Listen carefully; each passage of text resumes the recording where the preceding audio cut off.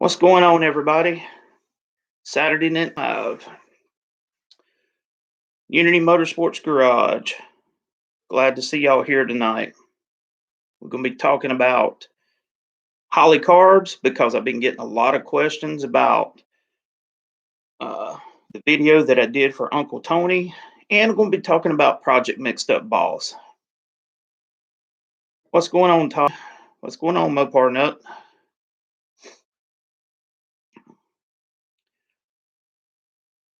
So, going to give y'all a little bit of preview of what's coming up here in the next little bit on the channel. The short block for hey Sheldon, what's going on? The short block for Mixed Up Balls is together. So now it's waiting on Howard's cams to get the cam to me so I can get that in there and get stuff going. But I've got a really cool video coming up on the intake that I'm going to be running on Mixed Up Balls. And it's still kind of up in the air, but it's going to be some pretty good stuff for y'all. Kurt, there's John Wilborn. What's going on, fellas? Glad to have y'all here tonight. You back home yet, John?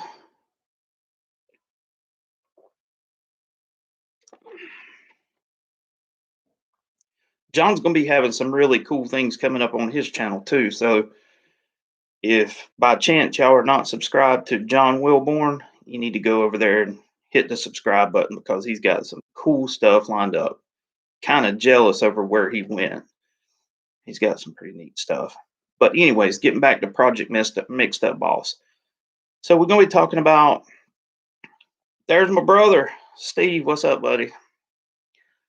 But we're going to be talking about the intake selection. And the video is going to be detailing how not every tunnel ram is the same. There's a lot of differences in tunnel rams. And when you get into selecting them, there's a lot of thought that has to go into that process. So you still in Western Virginia? I bet you do have a wide grin on your face after what you did today. Yeah.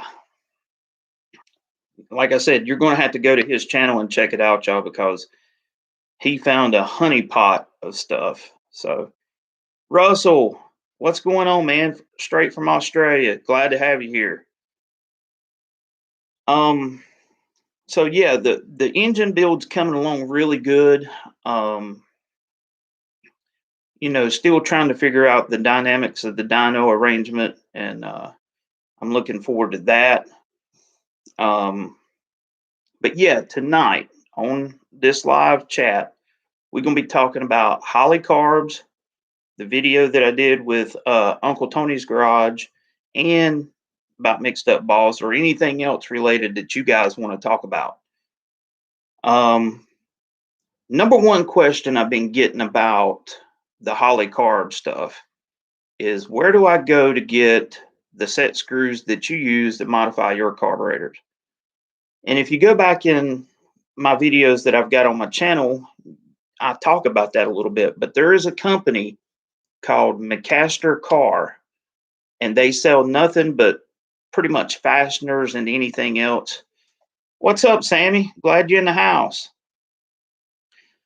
But yeah, you can go to McCaster Car and get in fact, everything that you need, from the pin vise, drills, to the brass set screws, whatever it is that you would need to modify the carburetors, like I was talking about in the videos. Been getting a lot of questions about Edelbrock stuff. You can do the same things. And right now at the shop, I don't have any Edelbrock carburetors, but I am going to get that video up for you guys because I can do the same thing with pictures, showing you where they need to be modified and how to do it pretty much. It's a little bit different animal because just the way the carburetor is made, but the end result can be pretty much the same, if that makes sense. What's up, William? Annular booster porn, I hear you. But yeah, so I've had a lot of questions asking me about carb boosters, and different things. And it takes me back to a lot of testing that I did with my 4.6 Mustang that Micah has, and there's a video on my channel about that now. But when we first put the carburetor on the 4.6 mod motor, I did a ton of testing, camshafts, you name it. And one of the things that we did, we went to the track, and this is when it still had the manual transmission in the car. And we had everything from a 650 double pumper all the way up to a 950 double pumper. And we set out on that particular test and tune day, and we ran each carburetor. We started out with a 650 double pumper as the baseline because it's only 281 cubic inches. A 650 should be perfect, right? What we learned in that testing was, I want to say the car was running like 740s in the eighth back then. Because, like I said, it had the manual transmission in the car, and it was running at 740s at like 92, 93 miles an hour. So we established baseline with a 650, put the 750 on there. We put an 850, and then we had a Braswell high-end carburetor that was a 950. And the amazing thing that we learned was the 650 and 750 didn't have much change. The 850 was a carburetor that my buddy Josh Haynes had, and it did a little bit better than the 650. But when we put the 950 Braswell carburetor on that little mod motor, now you would think a 950 CFM carburetor on 281 cubic inches would be entirely too much. Well, the car loved it. We went from running 740s down to like a 718, and our mile per hour went from like 92, 93 to 95 miles an hour. HG's in the house. Dale Griffin. What's up, y'all? So that was the beginning, and this was also in the early days of me being around Vizar. And the 950 had some special boosters that was between a step down leg and a annular. It was a double stepped down leg, which was pretty sweet deal. And what we found on that combination was that increasing the CFM of the carburetor, as long as you had a booster that was active enough to atomize the fuel like it should be, the car responded big time. And I don't know if you guys have ever seen a carbureted 4.6 liter intake, but the runners are very long. It's kind of a flat looking intake, and the runners, it looks like a spider. I mean, it's that big of a difference. And with the runner length being so long, even though it's a single plane Victor Jr. intake, it had pretty long runners because of the architecture of the motor. A mod motor is pretty wide. And learning how to atomize that fuel from the carburetor base to the intake port, huge learning curve. And I talked about this with Vizard. I told him what our results was, and he wasn't at all least surprised. And he was saying, he kind of laughed, and he said, where people go wrong when they go from, say, a dual plane RPM air gap style manifold to, say, a Victor Jr. intake manifold, they keep the same carburetor. And I got to thinking about that.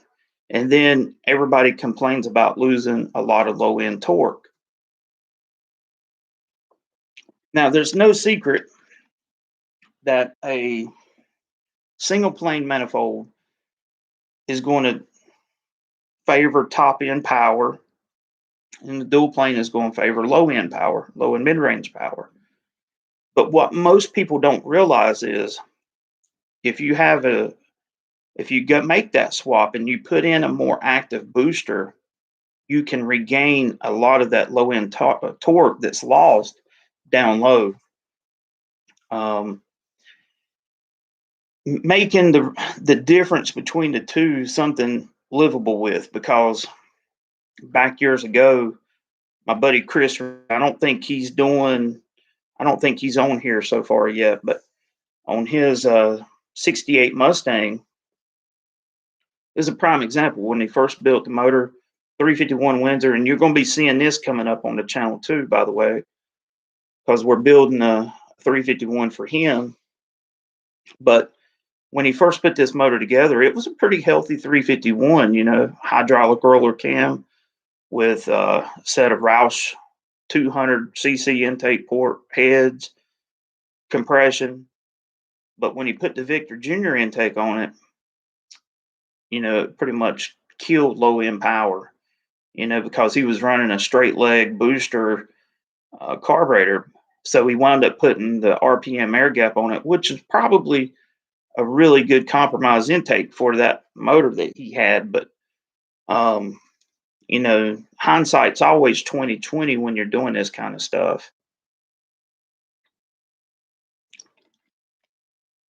Yes, Mopar nut, that's basically right. There's two things in an intake track that will atomize or vaporize the fuel. One is heat. Okay. And this is where you can get into trouble if you put too active a booster on, say, a low rise stock dual plane manifold that has the heat crossovers in it. You can actually atomize the fuel way too much and you will get a power loss. So you've got to find that balance of having a cool running intake. Basically, my rule of thumb is if I'm running an air gap or something that has isolation between the oil and the runners itself and have the heat crossovers blocked off, you need to have a good booster in it, because the carburetor at that point is critical in atomizing the fuel. Whereas in it's like a stock type motor, the heat off of the crossover is going to atomize that fuel. Does that make sense, y'all? We did a lot of testing on that 4.6, even with nitrous, because and pretty much the things that you learn when you're running on motor doesn't always basically apply to when you're running a lot of nitrous, because that nitrous charge is going in there at very high pressure. Dyno session fun. Thank you, John. Yeah, we need to see 750. And I'm going to talk about that in that video that's coming up about choosing the right tunnel ram to give me the compromises that I'm after on that motor.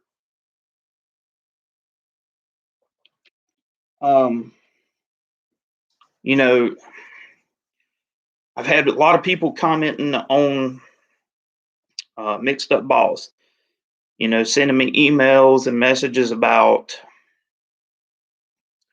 the camshaft, what kind of cam are we going to be running, so on and so forth. Now, the cam in it's going to be kind of a compromise. And I say that because of what it's going in. It's going in a 4,000-pound truck. Yes, we want to see that 750 horsepower number.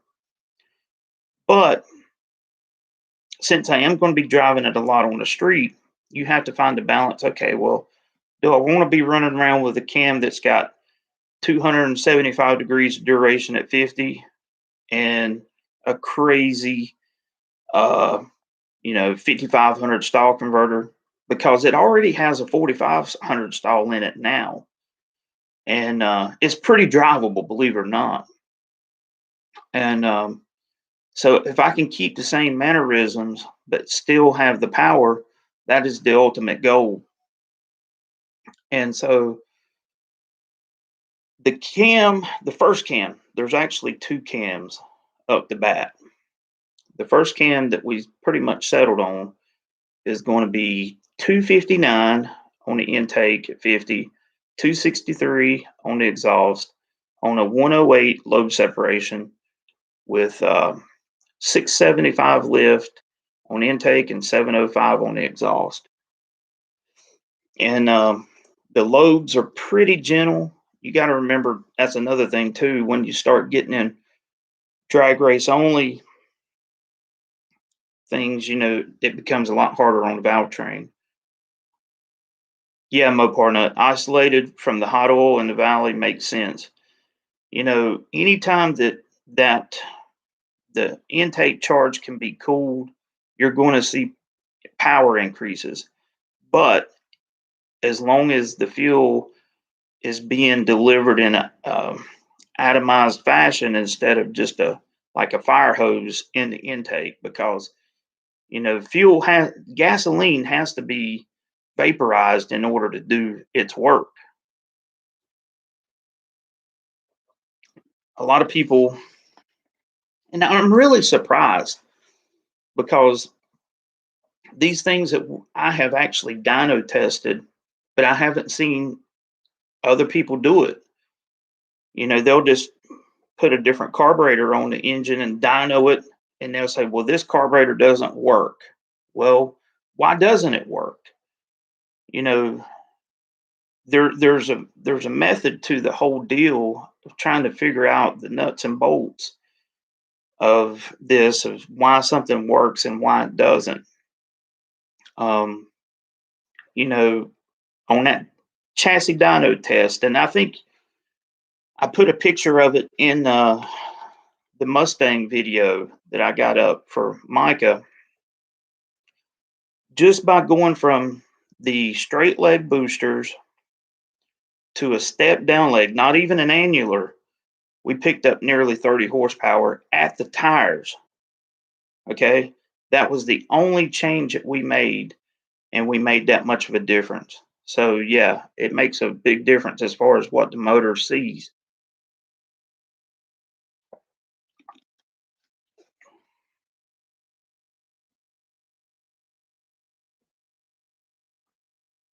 That's right, Mopar Nut.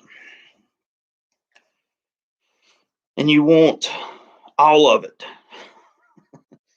You want to fill that cylinder as much as you possibly can. Um, so any of you guys have any questions on here about the carburetor stuff that you seen on the Uncle Tony's video?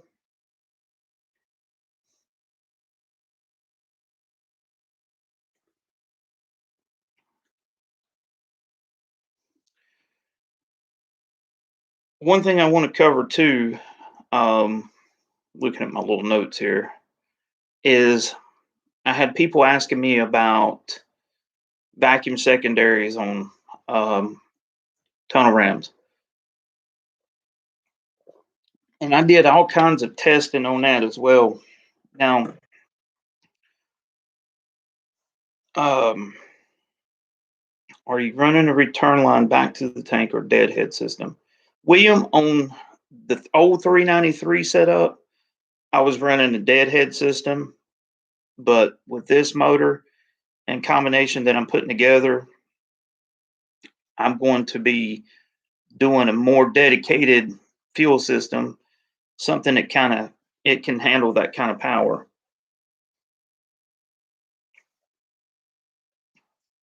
John Wilburn. Tell us what you have done with the center squirter carbs that you last had on Casper. Oh Lord. The center squirter thing for me is more nostalgia, because if you've seen the thumbnail that I had up for tonight's live chat, that was the original advertisement for center squirter carbs. In fact, the center squirter carb is the predecessor to the double pumper. most people don't know this, but the double pumper came about for Chevrolet. Chevrolet actually asked them to design the carburetor with mechanical secondaries, believe it or not, for Z28. So, but the double pumper and the center squirters are closely related. The difference being, of course, is where the accelerator pump nozzles are at for um, the center squirters. It's right where the air cleaner stud would normally go. And how they did that, hang on a second, wouldn't be a carburetor video if I didn't have a carburetor here. All right, this is a vacuum secondary carb, of course, but pretty much the passage that's in here for the accelerator pump nozzle, instead of it coming up there, they drilled all the way back into the main body to here to put the nozzle right there. And when I first found those carburetors, like I said, they looked rough. They were, but they were a match set. And what I say about a match set is Holley Carburetors, everybody's pretty much familiar with the, you can't see it, the list number up above it, but there's also a date code. And both of these carburetors had the same exact date code, meaning that they were built at Holley on the same day. And they were 1969 carburetors. And so I was just very intrigued because everybody, when you look at stuff up on the internet, people say, you can't run it on the street, you can't do this. Well, the first thing I did was put them on the truck just to see how they would do. Man, the throttle blades or the base plates were completely worn out. I couldn't get it to idle below 1500 RPMs because they were sucking so much air through the base plate. So I tried to find replacement base plates for it. I thought about drilling them, putting bushings in them, but that's a whole lot of work.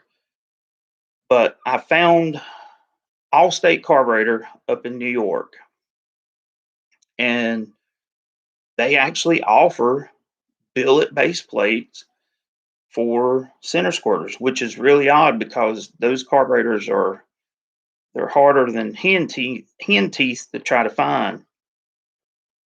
So when I called Jim up, I told him, I said, look, this is my plan. This is my idea, and I think I talked a little bit about this in the last live chat, but I told him, I said, center squirter carbs, everybody says they can't run on the street. Big Bear, glad to see you in here, man. I hope you feel better. I told him what the plans were, and I told him that I wanted to put an annular booster in that carburetor. And he said, well, Andy, he said, the problem with that is the Venturi size is just a little bit smaller than, say, a 750. And Holley actually makes a 750 annular booster carburetor. But he said that he had a special booster that he had been working on, and he had found that it worked really good, and he had used them a bunch in 450 CFM carburetors. And so the more we talked, the more I became intrigued about it. And I said, well, let's do it. I said, go ahead.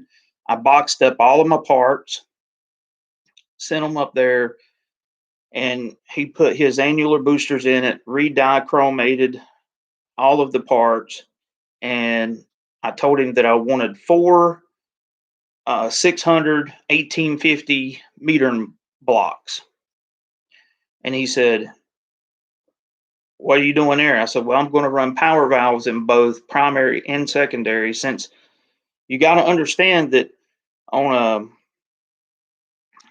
a center, when you open the throttle and you get past the small transition spot in the primary, all 4 throttle blades open up 1-to-1. And my thinking was at the time that by running dual power valves, I can run square jetting all the way around the carburetor and do my tuning through the power valve channel restrictions like I had done on my vacuum secondary carbs. And it worked out great. But what I learned in the process was that pretty much I can go 80 miles an hour on the interstate and still be in the transition slot just on the very small throttle opening of the primaries. Um, so yeah, the 660s, I modified them and put adjustable air bleeds in them using the same method as all of the other things that I did, using the little set screws. And Jim gave me kind of a baseline to start out with as far as my air bleed size, because that was one thing that, putting something together that had never been made, you're pretty much on your own island trying to experiment because you don't have anybody to pull resources to say, hey, what do you think would work here? Because no one had done it to my knowledge. But the end result was pretty freaking awesome. Anybody who has ridden, who had rode in Casper, was mesmerized about the throttle response and just how drivable that truck was with those carburetors, and the fact that it would crank up and idle around town, wouldn't foul plugs, you know. Um, been getting a lot of questions about tuning for economy. Um, basically, and this is going to be a video coming up too when Casper is running. People always talk about wideband air fuel meters. Well, you can actually tune. No, no, no. It's not just you, Sheldon. Don't take that like that. I appreciate the questions, but this gives me a format to actually talk to you guys and tell you what's in my head, if that makes sense. Because sometimes getting it in a text or, on a messenger can be a little bit hard to do. But, a lot of people think that you have to have a wideband to do tuning to get what the motor wants. And it all goes back to what I was saying before. Engines are very much analog devices. And what I mean by that is it wants what it wants. And if you have a really good vacuum gauge, guess what? You can do the same thing as you can do with a wideband air fuel meter. I know that may sound a little hard to believe. It just takes a little bit longer to do. It's a little bit tougher to do. You need to have somebody with you when you're doing it, because when you're going down the road and you're trying to tune your main jets, let's just use main jets as an example, and you're cruising at a steady state speed, your engine's going to have a predetermined amount of vacuum. And the closer that you are in your tune up to being ideal, your vacuum will rise. So, like if you go out on the freeway, yeah, and plugs too, Mopar Nut.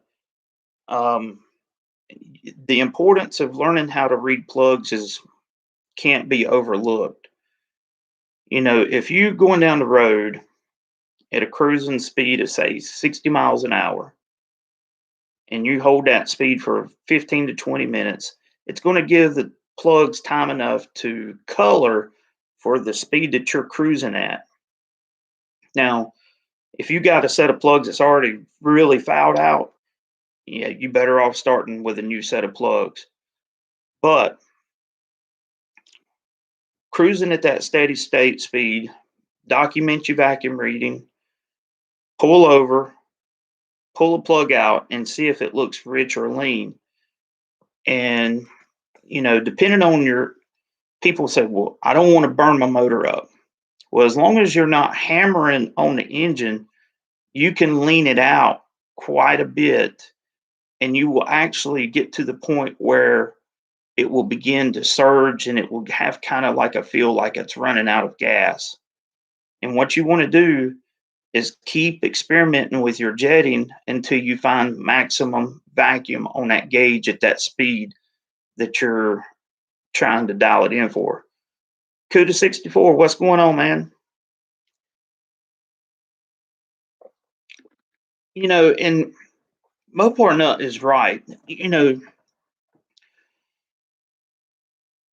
This method of tuning has been done for years, but from what I have found here in my area, when we made the transition to um, fuel injection, a lot of the old carburetor gurus that really knew what was going on and how to tune it, they're gone. Because they say like a generation is like 30 years before a different generation. And, those old guys back in the 70s, they're all gone now. And unfortunately, a lot of that knowledge has been lost. And it's sad, and I'm glad and very thankful that I've had Vizard to continue to showing me these old things that were relevant then and they're really relevant now. And you can learn a lot about what your engine wants just by the sound of it. And I'll give you another example. When you're my vacuum advance tuning, when you get that vacuum advance dialed in to where the motor, what it actually wants, the engine will actually get really quiet at that RPM range, almost like you've let off the throttle.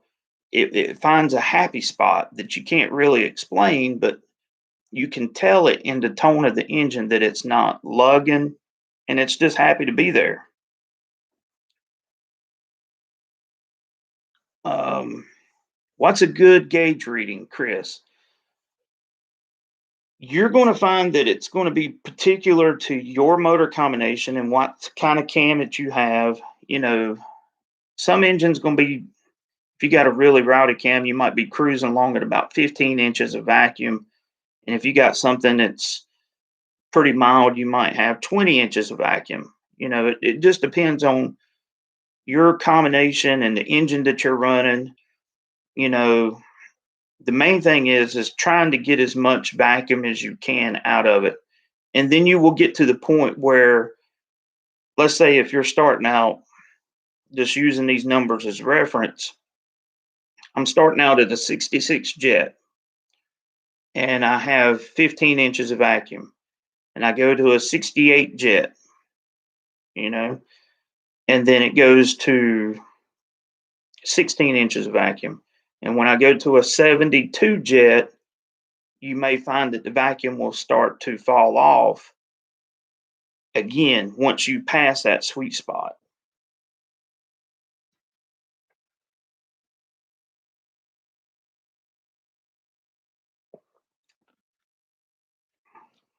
CUDA 64. What would you recommend the size holes for the transfer for? Well, once again, it's going to be finding what's right on your combination. But let me explain this to you too. These tuning tips, as far as tuning each circuit, they not only apply to the tunnel rams and dual quads, but they really apply to single four barrel applications too. Because one thing that I have found, and this is something that's been a deal with Holley since day one, I imagine, with the double pumpers, you can have a 650 vacuum secondary carb and a 650 double pumper, and the two will be completely different as far as the fuel curves that you get, because they always jet the double pumpers richer than the vacuum secondary carbs. I mean, from the idle circuit on up, I've never seen one that was opposite. Why they do that? I'm assuming they figuring that it's more of a race type application and people's not going to care as much about that. And they want people to not burn their engines up by being too lean. But You know, why? The real reason, I don't know. I just know that that's the way it's done. I hear you lot 77. That's pretty cool. Yeah, John. Yeah, I know. I was born in 79. Um, but these techniques can be applied to any Holley 4 barrel application because in one of the indicators to realizing that you need to change some of your um, idle air fuel, idle fuel restrictors is the amount of turns that you have the mixture screws out on the side of the carburetor. Now, a lot of people, they always think, well, you just back them, turn them in until they bottom out, back them 2.5 turns out, and that's good. But the vacuum gauge really needs to be your method for setting the mixture screws, alternating back and forth until you obtain that highest vacuum reading, because that's technically where the lean spot's at and where it's happy at.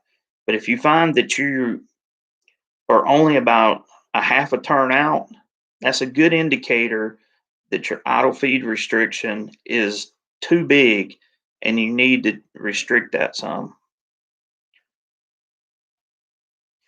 Sheldon, I wonder how a tunnel ram with a tri-power setup on top or even 4 2 barrels would run. I think it would be boss. Sheldon, Mopar, and maybe John can quote more on this, but Mopar wine made I think it was called a rat roaster intake. And it was a freaky looking tunnel ram. It came up and this side of runners crossed over, and up top it had a plenum, but it actually had a 6 pack top for it. And I'm thinking it even had a Chrysler part number for like super, yeah, Mopar nut. Yes, it was rat roaster. So that is correct. And that was a 440 intake, right? I don't know if I've ever seen one for a 383, but they may have made them for them too, the low deck motors. But I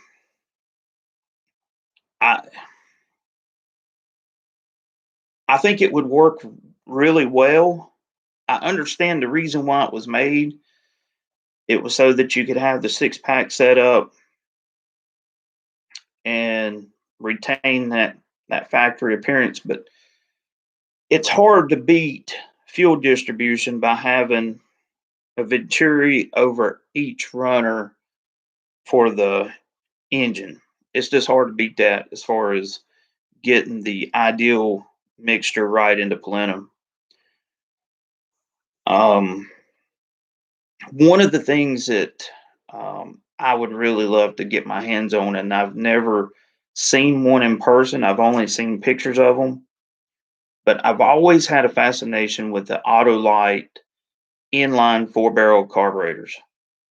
Those things have the potential to do really awesome things. One, the throttle bores are spaced wide apart like a Dominator, but they're all in a line.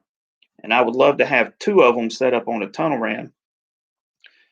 They actually came with annular boosters, and this is in 1970 that those carburetors came out.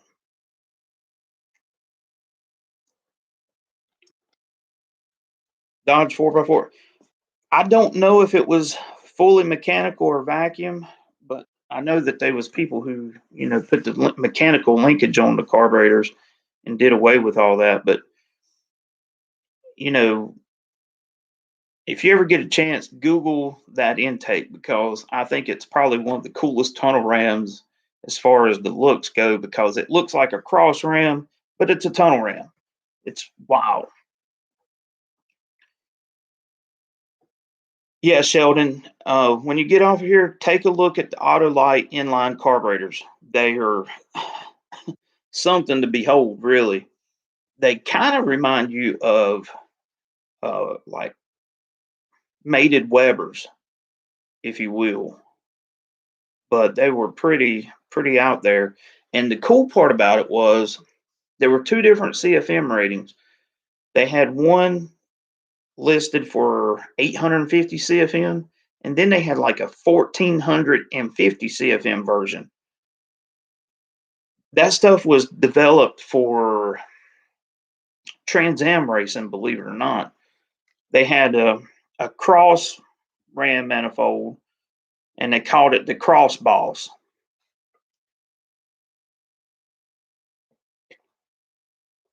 John, has Vizard mentioned when he's going to teach another class? And that brings up another good topic. I'm trying to talk him into doing a webinar, because right now with his health situation not being really good, he's very susceptible to infections. He doesn't want to have them. He doesn't want to have a lot of people over because of the COVID deal. And I was telling him, we were brainstorming, and I said, look, I said, with Zoom and all of the different platforms out there, I said, you could take and have a webinar to teach people just like I'm talking to you guys. It's the same principle.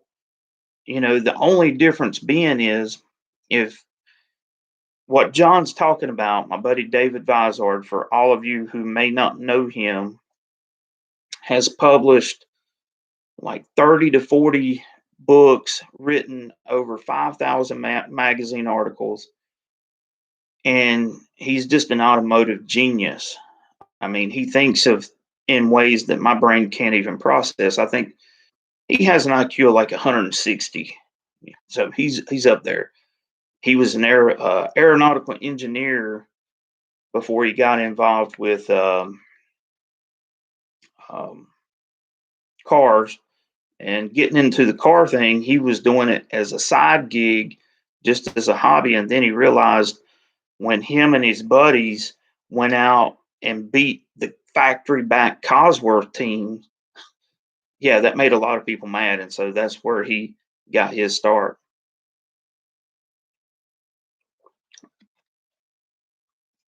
I'm assuming he's vaccinated now. Yes, he is vaccinated.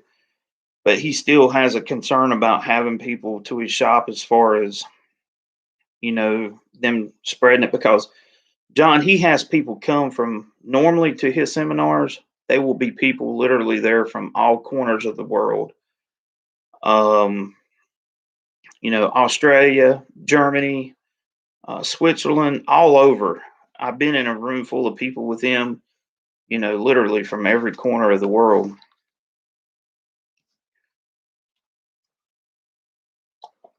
The beard, Time Bandit is going to get lean and bean. That's right. Yeah. That's what I'm here to do, guys, is, share what's been freely given to me. You know, um, like I told you this story last time, Vizar took me under his wings, and man, just learning from him and then learning on my own, because what I did is take what I learned from him and just taken to the next level. And when I was telling him uh, about all the different circuits and stuff that I was getting into, that he was very intrigued by that. So it made me feel good. Sheldon, if you would come to one of his classes, he can teach anybody from the novice. No, this is a fact. I've been in this room with this people. I've seen people that's just getting started into the hot rodding deal and learning about engines being in his class. And I've also seen two NASCAR Cup engine builders in his class. So that should tell you a lot of the caliber. When you have people that's coming to you that are established in the NASCAR world to come and get knowledge from you, that's a statement. Same thing with Pro Stock. He's had numerous Pro Stock engine builders come. Kevin Gowan's in the house. That's my buddy right there. We work together. It's good to see you on here. But, you know, Vizard has a way of teaching that is where you can understand it. You know what I'm saying? Even though you may think that some of this stuff is like completely over your head, he can break it down to where you can understand it at your particular level, wherever that may be. Hey, Sheldon, the thing about it is, we all started somewhere. Um, you know, now I don't care who you are. Everybody has a beginning when they get into this hot rodding, drag racing, or whatever the case is. And you've got to go through the school of hard knocks. You know, I've went through those school of hard knocks. I've learned things the hard way. I've learned things the easy way. Uncle Tony's here. What's up? Glad to see you here, brother. But yeah, learning about, you know, just something as simple as carburetors. And you got to remember, you know, the engineers who designed the carburetor back in 1957, that's where the 4150 design came from. 1957 T-Bird is pretty unique in the fact that that same platform is still being used and is relevant today. The same circuits apply. It doesn't matter, you know, if it's a Dominator carburetor or if it's just a 600 vacuum secondary. The same circuits are in those carburetors, and they function pretty much the same way. Buff, what's going on? Man, we got an Uncle Tony crew up in here. That's what I'm talking about. So I'll get with him. I'll get with Vizard, and we'll talk more about that webinar or coming up. Maybe we'd do a live chat to introduce you guys to him and get a good idea of his knowledge and background. Now, he's also got a YouTube channel, David Vizard Performance, and he gets into a lot of nuts and bolts things out there. So, is the 4150 considered to be a Ford carburetor? The initial modular design Holley was for a Ford, yes. But it's been used on everything that you can think of. You know, if you go back, there's actually some YouTube videos on here, training films from Chrysler in the late 1950s on the Holley carburetor. So it's really cool to go back and look at that stuff. It's really neat. CUDA 64. I have a Magnum 410 stroker with a Demon 600 converted 750 by replacing the throttle plate, milling the Venturis, and add an annular booster recommendation to start with zero. Okay. So have you got the idle sorted out as far as being lean there? Because what you have to understand is the fuel that's going into the idle circuit also feeds the transfer slot. So by effectively reducing the meter and plate, the meter and block there, it's going to have an effect on the transfer slot tunability. Like I said, what I have seen, and it goes back to those billet base plates that I put on my center squirters. The transfer slot was cut nearly double the width of what, say, the stock base plates were. And by having that larger opening there is the reason why I had to put another circuit in there to reduce the amount of fuel that was being delivered, because I had the idle circuit dead nuts. The main circuit was dead on, but anywhere in between it would go stupid fat. And it almost sounded like the truck was still hitting, like it was still camming at like 2,000 RPM because it was running that fat. And so what I did is I started, I want to say somewhere around 75.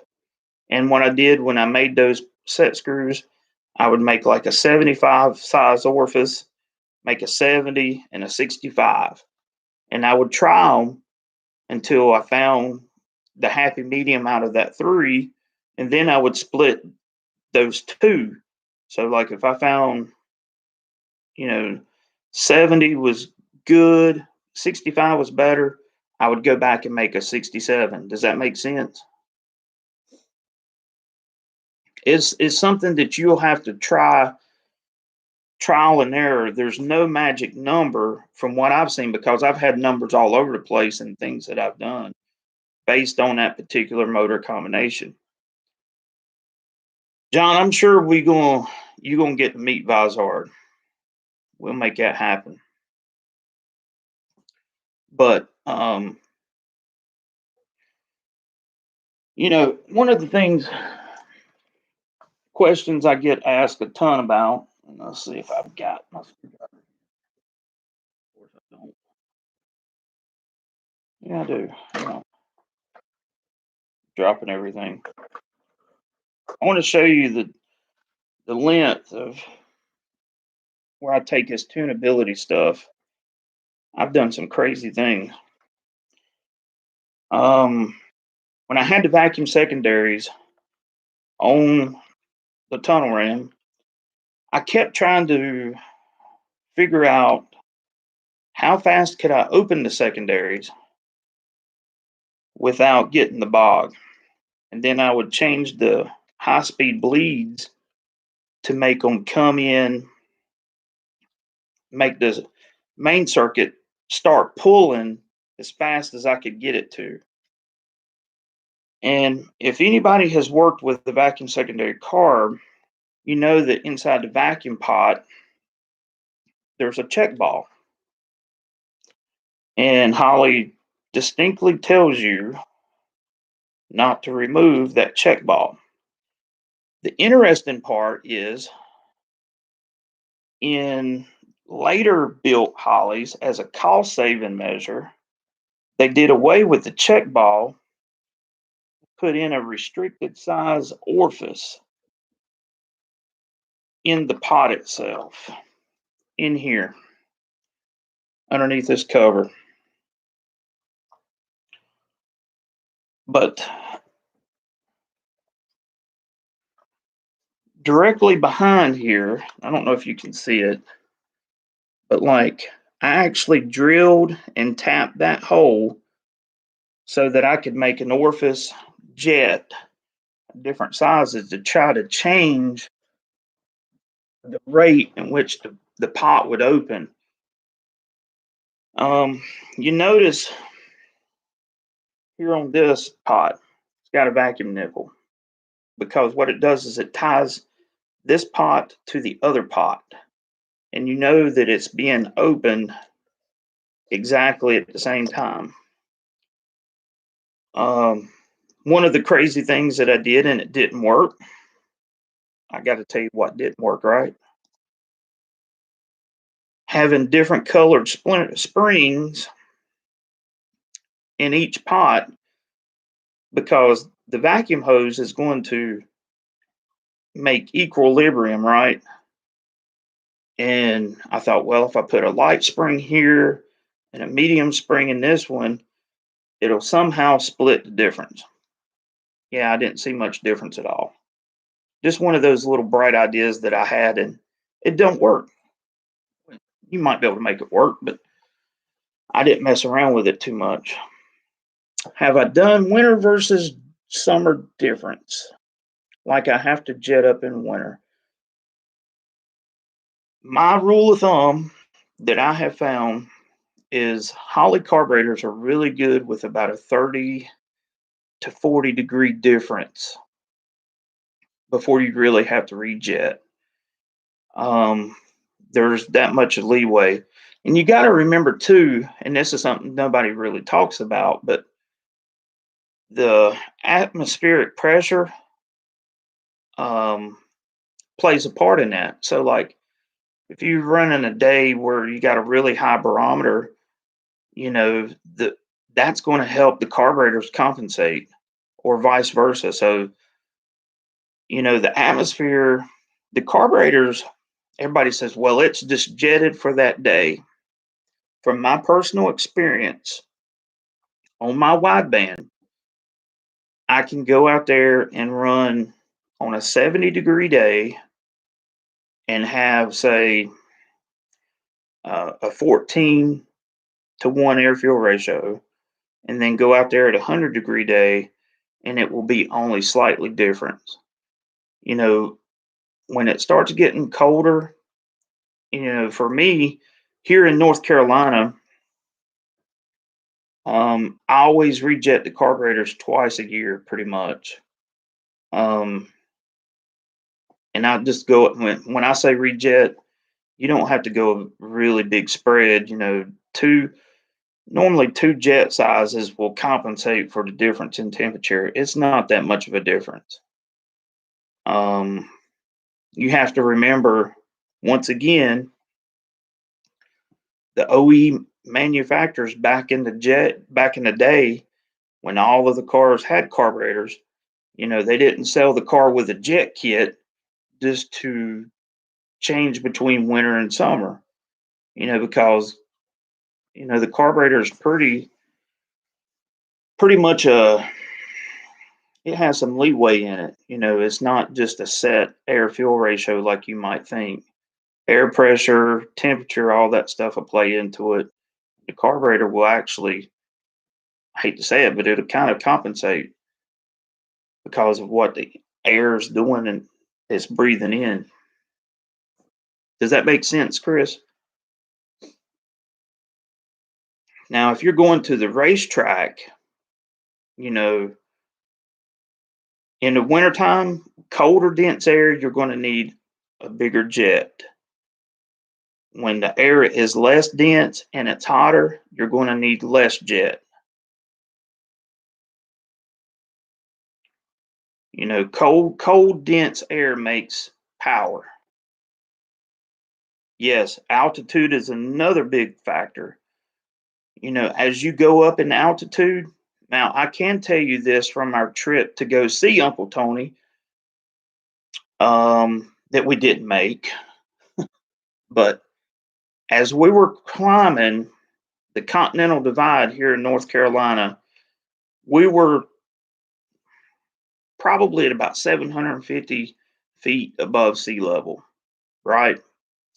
And at the top of that grade, I want to say is like 2,800 feet elevation. As you go up, it will actually, your air fuel readings on the wideband will actually get fatter. And as you go up in altitude where the air is less dense, you would have to pull jet out of it to compensate. So, yes, altitude makes a big difference. And especially if you try to go to somewhere like Denver, Colorado, and try to race up there. We made it 5 miles into Tennessee anyway. Yeah, we did. That's as far as we made it.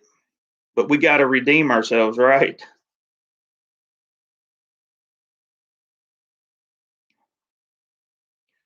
So, do y'all have any kind of questions about mixed up balls or carburetors?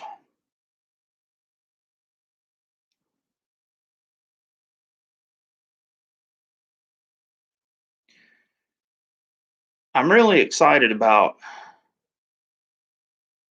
yeah, Banded Mirror will take 3 seconds off flatland cars, quarter mile. Yeah. You go to a high elevation track versus one at sea level, there's a huge difference. I've seen people try to change. How about them power valve savers? Oh, pardon that. The only thing that I have You talking about the orifice that you put in a base plate to keep from blowing them out? You know, all pretty much carburetors now come with them from the factory with them power valve savers. If you have a set of older carbs, you definitely need to buy the little kit, put the check ball in there because there's nothing worse than a Holley carburetor. And that's one thing that I really love an Edelbrock or Carter over the Holley. When you start messing with wide bands and on a Holley carburetor, when the power valve comes in, it's kind of like an on-off switch. The power valve it's got a spring in it, but it's not a progressive type deal. Whereas the Edelbrock or Carter carburetors, the transition between the main circuit and the power circuit is a little bit more gradual. It's not like an on-off switch like a Holley. That is one of the small things that I like about an Edelbrock or Carter over the Holley. And the thing about it is, I don't knock neither one of them because I think that both carburetors have things that they're strong in. Um, in fact, I would say that one of my favorite carburetors now is the AVS2. Um, Edelbrock with the annular boosters, man, that thing. You talking about something that has super crisp throttle response? Yeah.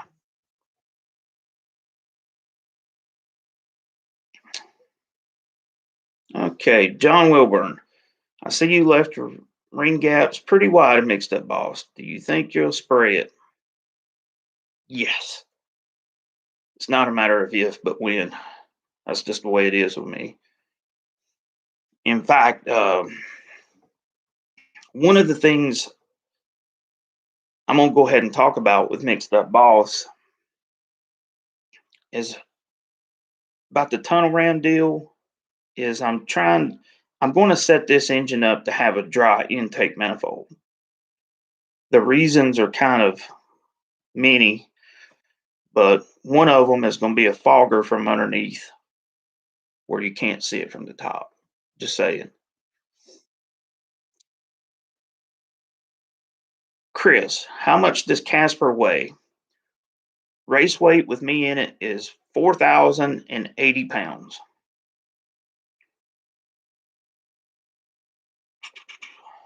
Let's see.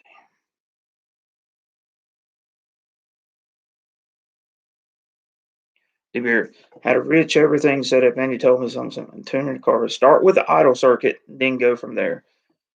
The way that I approach carburetor tuning is I start with the idle. Once I have the idle where it will sit there and idle as long as it can, and you won't foul any plugs, burn your eyes out completely, then and only then do I start moving up into the circuits because all of the circuits are they are intertwined.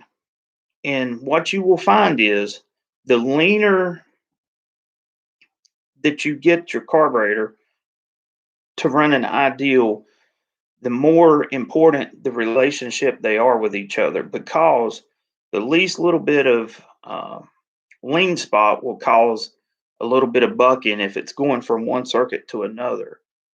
And especially with accelerator pump tuning, making sure that that's dead on to cover up that.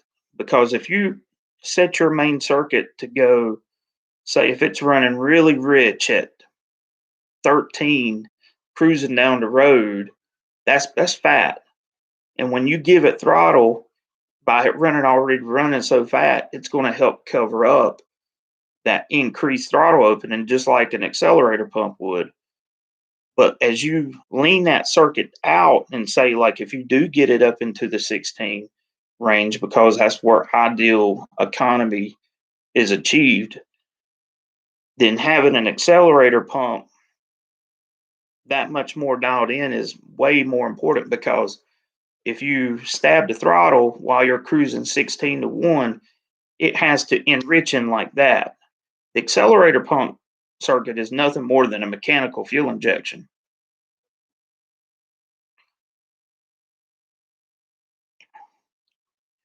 William Hastings. Those center skirters came with 1-to-1 primary secondary throttle linkage. Did you modify them for more progressive? No, I did not. One of the things that you'll read about on the internet is people grinding a slot and that throttle linkage to where it won't pick up until it's about halfway through.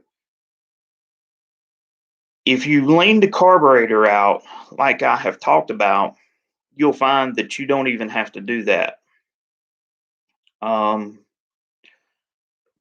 Also,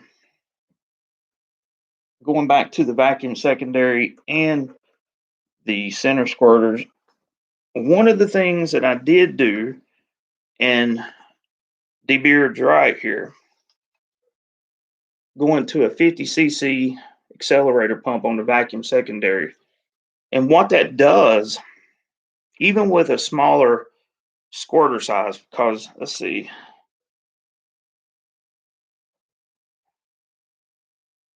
yeah, this is like a 20. Man, I'm getting old. I think it's got 25 squirters in it. But the reason why I done that was the duration of the spray, meaning that once you got wide open throttle with the vacuum secondary, it's still spraying fuel, and that helps cover up that little bit of lean bog that you would get with vacuum secondaries.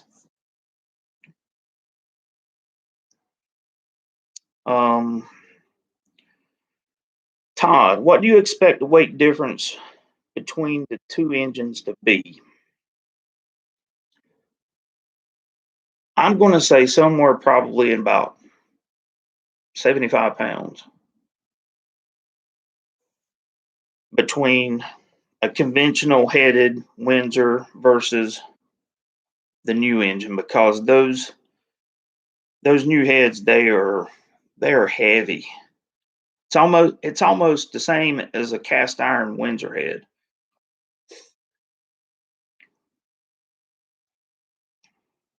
Do you still deliver to squirt fast? Um, that's another thing that I want to talk about. All-state carburetors. Um, they actually manufacture themselves billet center squirted nozzles, and that's the only place that I have found that you can actually buy center squirter parts from. That's not new old stock, because Holley doesn't even offer them. Do you run roller cams only? No. Look, what you guys are seeing on Mixed Up Boss is like up here. 90% of the stuff I do is down here. Um, Junkyard stuff, flat tap it, solid tap it, flat tap it stuff. But there's no better way to get power than to go roller. That's definitely the way to make big power. Not saying that you can't make big power with hydraulic flat tap it, or solid flat tap it, because you can.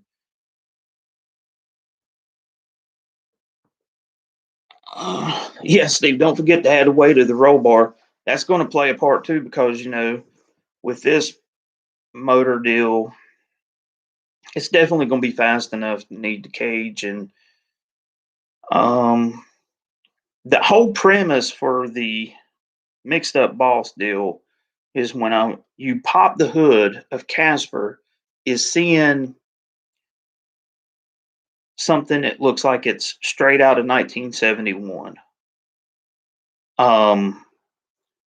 It's got to have the look. I want it to have the modern day power, but I want it to have all the right vintage parts. And you'll see more of that in that video that's coming up about intakes.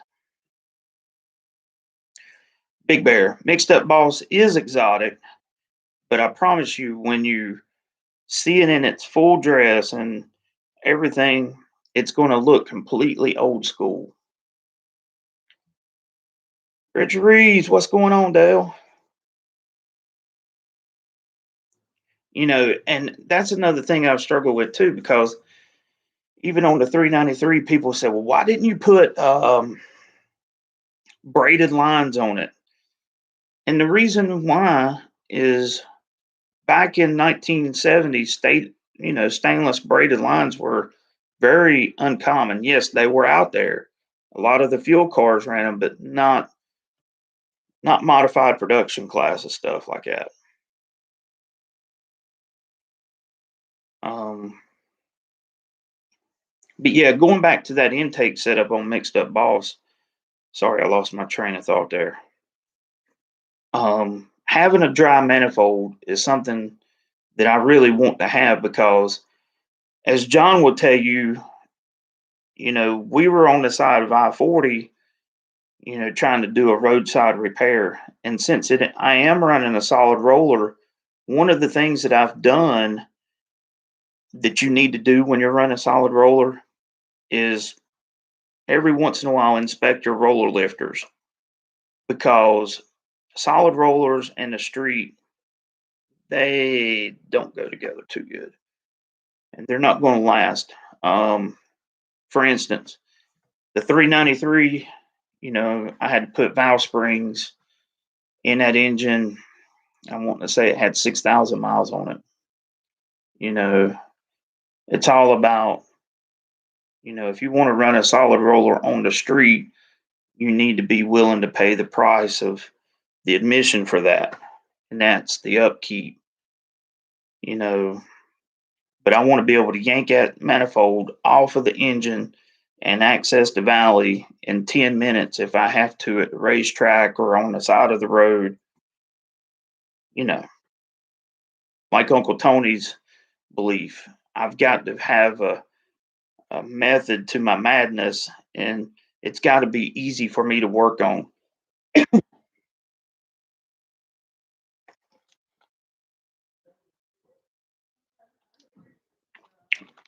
Mopar nut. So the downside to solid is increase in harmonics. Well, it's twofold because um, the ramps on the camshaft profile for a solid roller are really aggressive. And by having that aggressive um, ramp profile, it's beat the parts up. Valve springs, things of that sort, lifters, they're not going to last on the street if you're trying to drive it like you would a daily driver. Ain't that right, Sammy? You got to play to pay. You got to pay to play.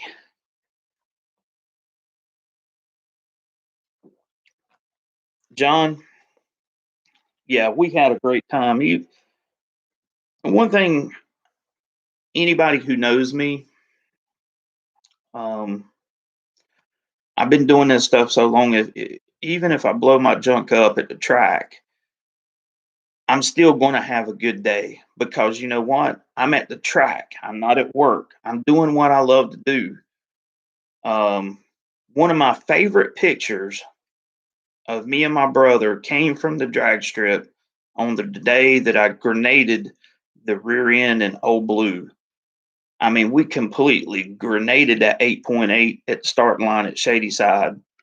But you know what? We had a great day because we were there together. We got to have a ton of fun. It's priceless. Thanks, Dale. Yeah, the Mopar nut, the hydros do act like shocks, because you got a lifter that's got a cup, a spring, a plunger, and it acts like a cushion when it's coming up on that ramp of the cam profile. And it takes that initial shock and beating that you see, it just makes things live.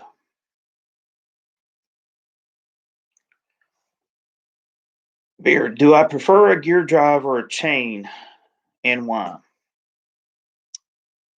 I don't really care for gear drives that much. And that comes from Vizard. Now, me personally, I've never ran one, but after hearing him explain the reasons why, because As an engine runs, you've got things that either create harmonics or they dampen harmonics. You know, chains dampen some of the harmonics that's going on between, the crankshaft and camshaft. And even better than a chain is a belt.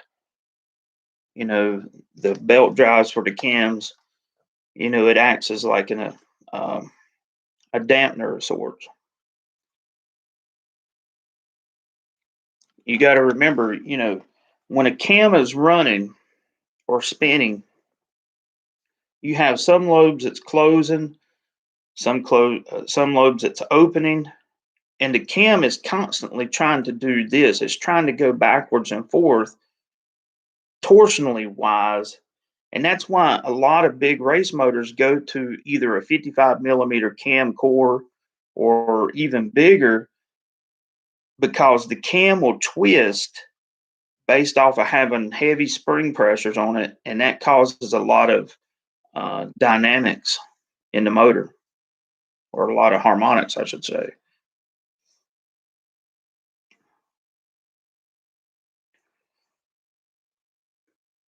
Zero, what's up, buddy? Yeah, anytime, Steve.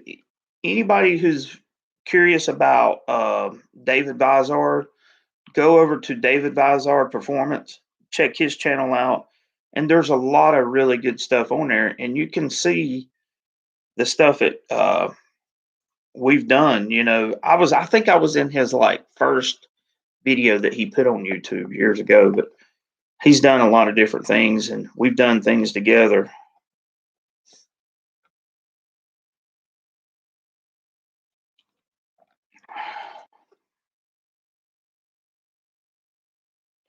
So, recapping from last week, we started the Linko Fund for Casper, and then the guy, um, Dynamic Racing Transmissions, they're the ones who did the C4, um, the 10 Casper initially, and I've put clutches and all in it since then. Great transmission. It's the Mighty Mite M2. And so after the last live chat, he was hitting me up on Facebook, says, I think we can make that C4 live even behind Mixed Up Boss. And I'm like, well, let's see it happen. So I know we had to put new clutches in it at least. But Linko Fun is still on, because I'm sold on that idea. I don't know how it would do at the track, trying to launch a 4,000-pound truck with a clutch, but we'll find out.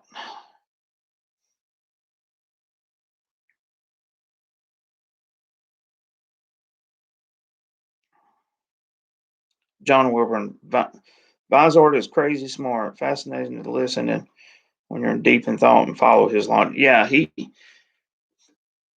is. And here's the thing: he has a lot of different theories and stuff, but you've got to understand. I would say that his dyno time equals, or if not exceeds, Richard Holdner.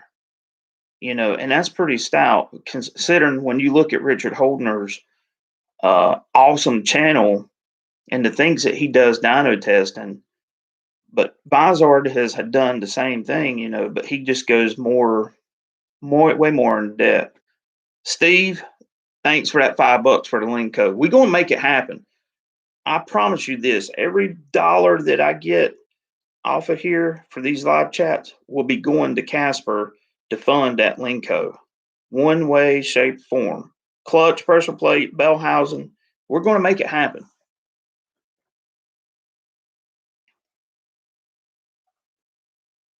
But and I've learned some really cool things by going to the dyno with David, and like we will be there doing a dyno test on one particular thing, and we will end up testing two or three other things that he just thought of on the whim. It's really crazy way that your mind thinks. But one thing I want to talk about, and anybody who watched Uncle Tony and Richard Holdner's live chat, I want to tell you a brief history of my experience because um, what you learn on an engine dyno doesn't always translate to what you see going down the racetrack. Now, I'm a racer. Just like Sammy will tell you, what I see at the racetrack is what's important to me. And I know it's important to him.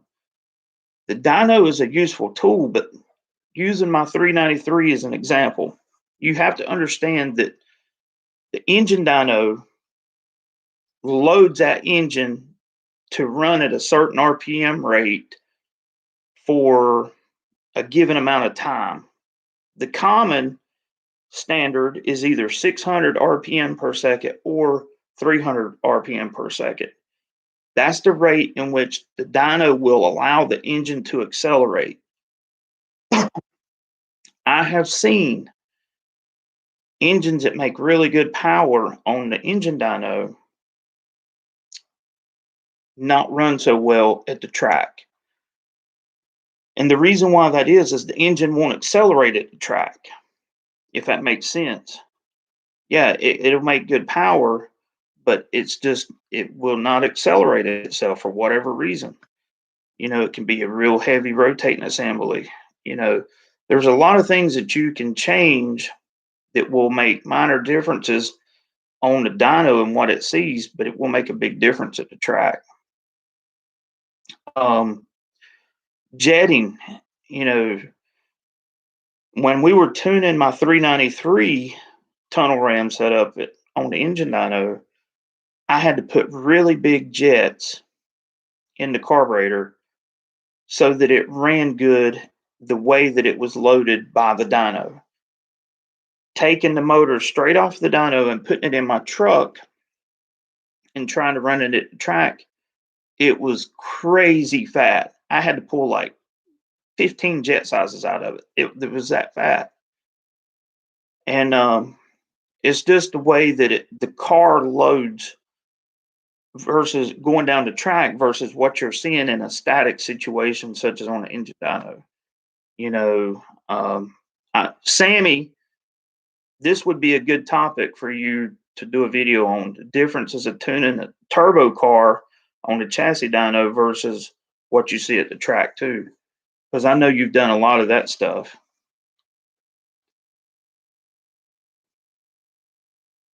Because it depends on what kind of chassis dyno. Like if you're using a chassis dyno, it depends on if it's an inertia dyno or a load dyno. Because if you tune the car for an inertia dyno, you're spinning a wheel, the drum in the ground, which has a certain amount of weight, and it's accelerating over a given period of time, and that's what's giving your power rating. And it's not loaded, versus a loaded dyno, which will actually simulate what what the car is doing when it's going down the track. So if you tune a, correct me if I'm wrong, Sammy, but I've seen myself, if you tune a turbo car on an inertia dyno, what you see going down the track is going to be completely different. Sammy is boosted. Boost is my friend, by the way. You need to check out his channel too. He's got an awesome Fox body. Even though it's got an LS in it, I can forgive that. He really knows what he's doing.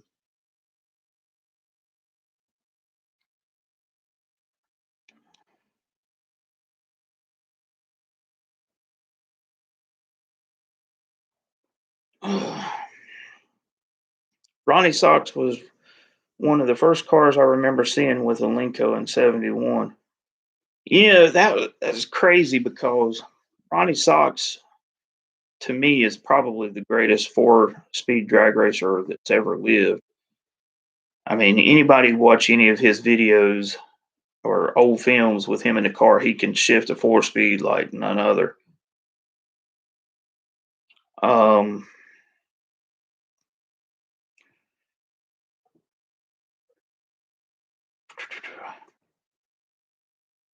Yeah, Big Bear, the dyno will give you basic horsepower and torque numbers. You can learn a lot on a dyno. You really can. But it's applying that knowledge and knowing what you're looking at is how you're going to be successful. I'll be the first one to tell you that a dyno is just a tool for me to learn by, you know, because ultimately for me, it's what the car or truck does at the track that matters. You know, one thing about an engine dyno, yeah, see, Sammy's talking about it right there. For instance, we made 1106 and went 450 at 158 at 2850 pounds. Um, you know, the car wants what it wants. And figuring the car suspension is nothing more than an extension of the engine. The engine is going to tell you what it wants, and you can't change that. It wants what it wants. The same way with setting up the suspension on your car. And luckily for us Ford guys, Fox body pretty much having a factory four link in the rear, it doesn't get much easier to making a car hook up. But um, if I ever get Vizard on here with me, I'm going to have him tell you the story where he made his own chassis dyno.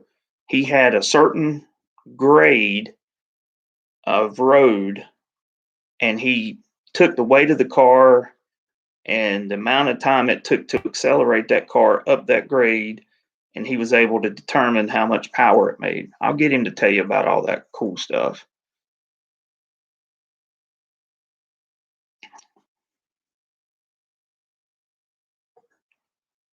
The problem with chassis dynos, particularly today, is people get jaded or they get hooked on getting a big number. Okay. They will actually go from one dyno to another trying to find, this magic number. But guess what? That's not going to make the car go any faster at the street. That leads to some other testing that I did years ago with Old Blue. We took and went and ran on two different chassis dynos on the same day. No difference. Didn't change anything in the combination, you know. And this was when it was all motor, but we seen literally a 50 horsepower difference. Now, will that change what the car would run at the track? No. All it's doing is you're seeing the differences in the dynos. It's on the same day, same weather conditions. You know, it's a tool. Like my brother said, it all looks good on paper. Creating the illusion, right? Well, guys, I hate to go, but I'm going to have to get off here in about 2 minutes. But it's been great talking with you guys, and going to try to make this about every 2 week deal. That way we can talk about videos that I have posted, and stuff that's coming up in the future. You know, like you get a little sneak peek of the videos I got coming to. Um, Hot Dog Saturday to raise money for Casper to show off our rides. Hey, we could do that. We could create our own virtual car show, something like that.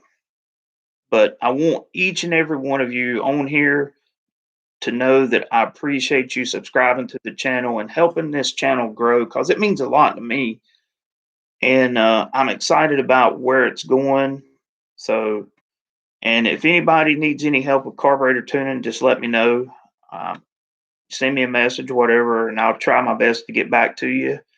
And yeah, until next time, this is Andy. I'm going to catch y'all later. Good night, y'all.